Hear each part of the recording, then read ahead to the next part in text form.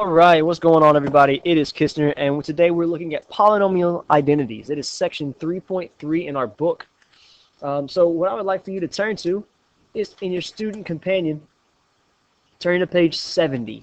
Turn to page 70 in your book, and we will get going on the first example. Now, the first thing you need to know, though, is what this thing called an identity is in math. This is a mathematical statement that equates two polynomial expressions is an identity. A mathematical statement that equates two polynomial expressions is an identity. So it's an equation. Equates means equation. If one side can be transformed into the other side using mathematical operations. So if you set two things equal and you can prove that they are equal, it is an identity. Okay? These polynomial identities are helpful tools. Now we're going to use this word identity a lot towards the end of the year when we get to trigonometry. But polynomial identities are very, very useful. So here are some very important polynomial identities that you might already know. Most of us already know the difference of squares, a squared minus b squared, is a plus b. That is a polynomial identity. A squared minus b squared equals a plus b times a minus b. Identity. One equals the other, and we could convert these to that.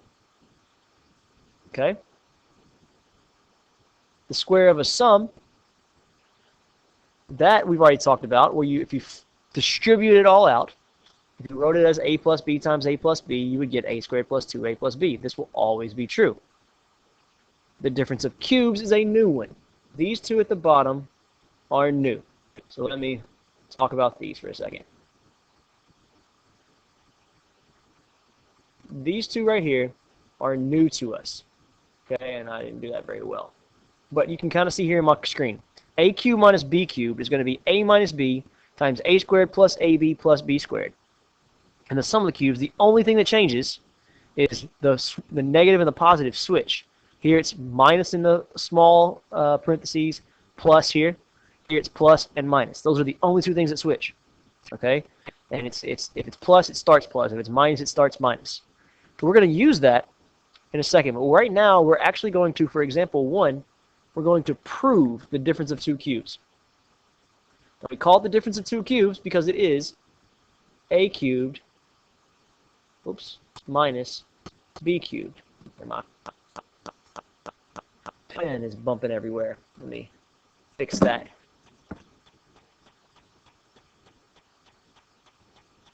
So a cubed minus b cubed. Now, let's consider, I can't write. I don't like that. Hold on.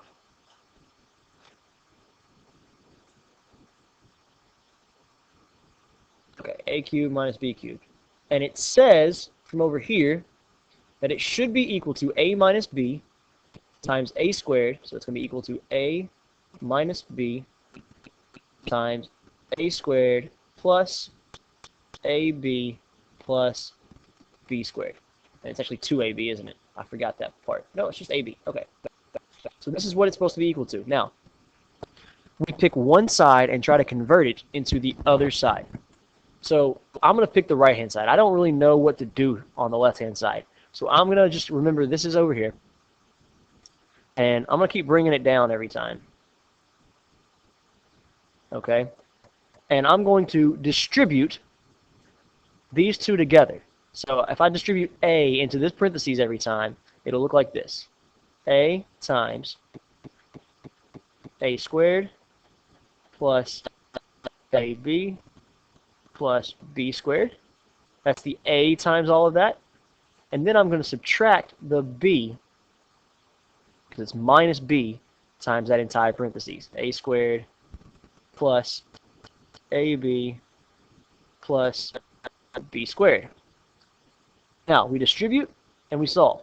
So a cubed minus b cubed is equal to a times a squared.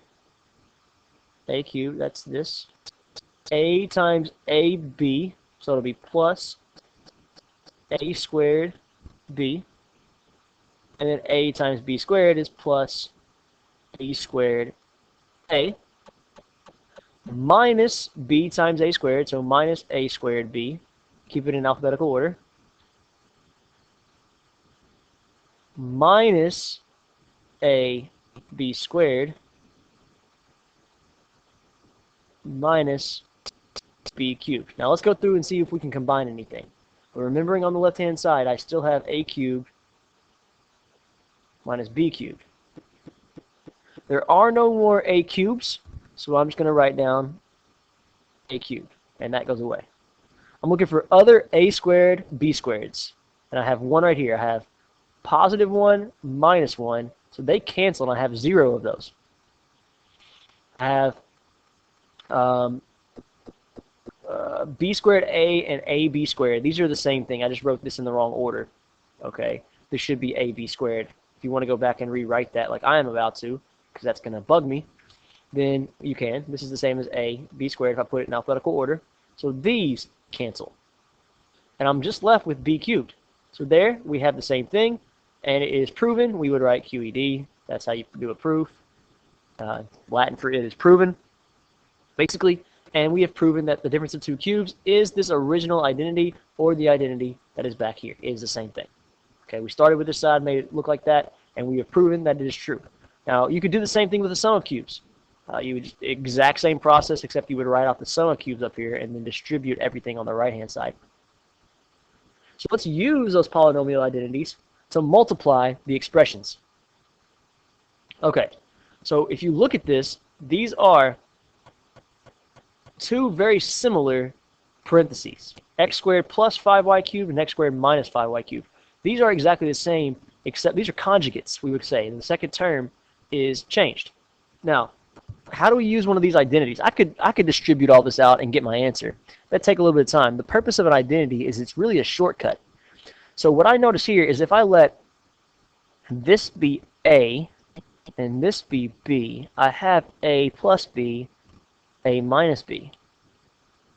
So what I'm saying is if you let a be 3x squared and b be 5y cubed, what I really have is a plus b times a minus b, which is equal to a squared minus b squared. So what this should end up being is whatever a is, which is 3x squared, squared, a squared, minus b, which is, sorry, I didn't mean to put b there, minus 5y cubed squared. So if you square both of those out, you're going to get 3 squared is 9, x squared squared is x to the 4th, minus 5 squared is 25, y to the 3rd squared is y to the 6th. Remember, if you raise a power to a power, you multiply the numbers. So 3 times 2 is 6, 2 times 2 is 4. Okay. Now, it is a very common mistake to only square the variable and not square the number, but always square everything inside the parentheses. That's why I always do that. Okay. We'll work on part B in class later.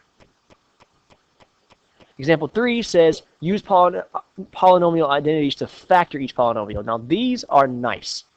Factoring is nice because it makes it a lot easier. Now, this looks like it's simple as it can get. There's nothing I can combine. There's nothing I can do with it. But once we try to figure out what A is and what B is, it becomes more evident.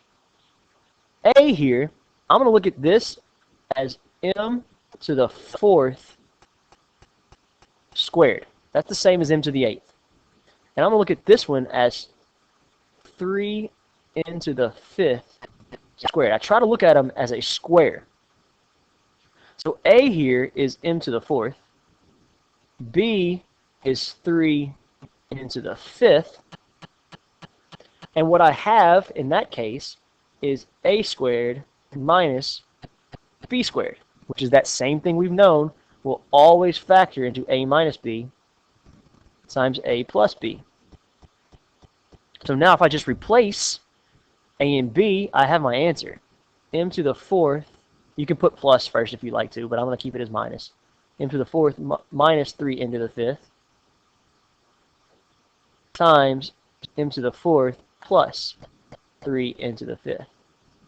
And that's your answer.